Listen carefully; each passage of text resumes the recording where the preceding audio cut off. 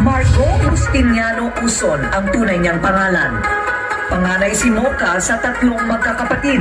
Doktora ang nanay at judge naman ang kanyang tatay.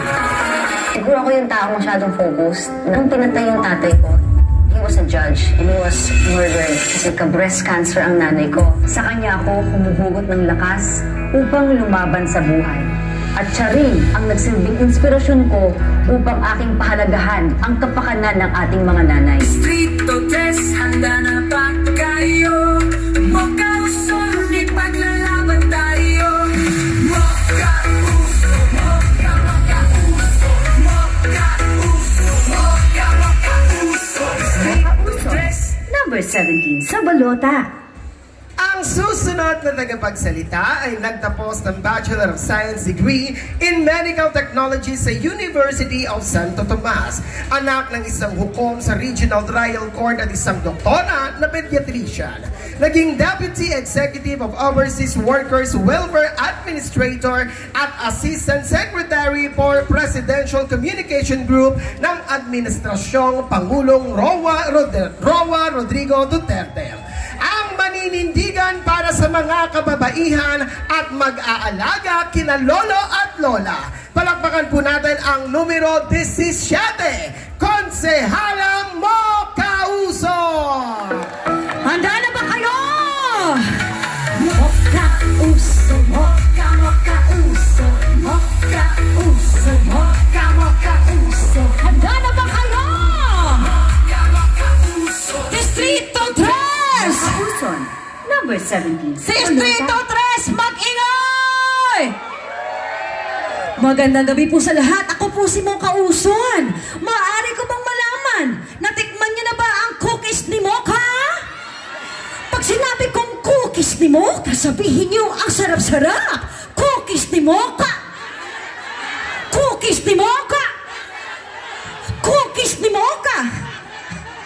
Cookies ni Mocha. Maaari ko bang ikwento sa inyo kung bakit naging masarap ang cookies ni... Alam po ninyo kasi noon ako ay may negosyo. Nakaimbento ako ng cookies na pampasexy. Ito ang cookies ni...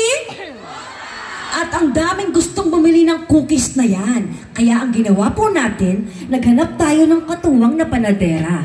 Ang pangalan niya ay si Nanay Lourdes. At gawa kami ng maraming cookies ni... Ngunit mga mami at daddy ko, ate kuya, mayroong malungkot na balita. Dahil si Nanay Lourdes po pala ay mayroong malubhang sakit. Siya ay may breast cancer. Kaya nung nalaman po natin yun, ang cookies ni Mocha na nagsimulang negosyo ay nagkaroon ng advokasya dahil tinulungan natin si Nanay Lourdes at iba pang mga nanay at kababaihan na may breast cancer na magkaroon ng pangkabuhayan at matulungan sila sa kanilang pagpapagamot. At yan ang kwento ng cookies ni...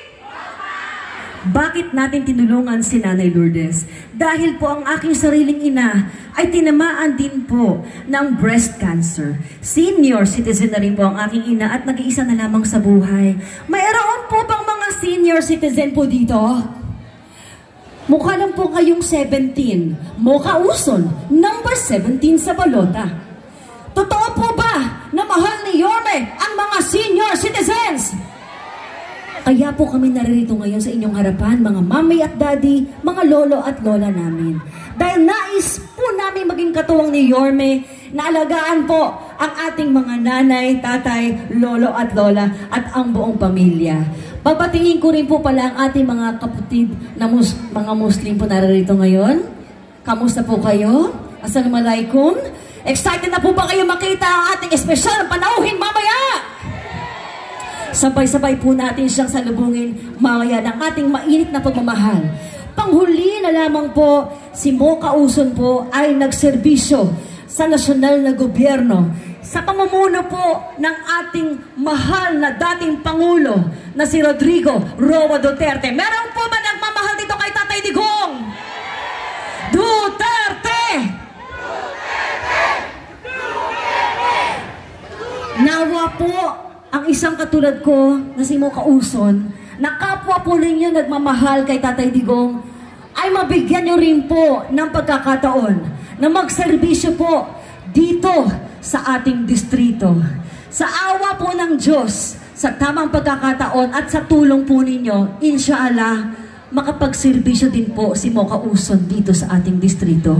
Maaari po bang magserbisyo po sa inyo si Mocha Uson dito po sa ating distrito?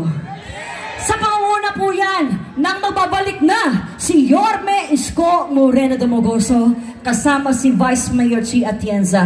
At kaya naman po tayo naririto ngayon lahat at kaya rin po bababa dito ang Agila ay dahil po para suportahan ang susunod na congresswoman natin dito sa ating distrito. Naniniwala ba kayo na magiging congresswoman si Apple Nieto? Palapakan na po natin ang ating congresswoman Apple Nieto. Mahal ka namin, Kong. Andito kami para sa'yo. Muli ako po si Mocha Uson, nawa po inyong mapagbigyan na magserbisyo dito sa mahal nating distrito. Number 17 sa balota, Mocha Uson, maraming salamat po. Manila! Solid! Salamat po. Maraming salamat po. Muli po, wag po natin kalilimutan i-shade ang number 17 sa hanay ng mga konsehal. Palakpakan po natin, Konsehala Mocha Uson!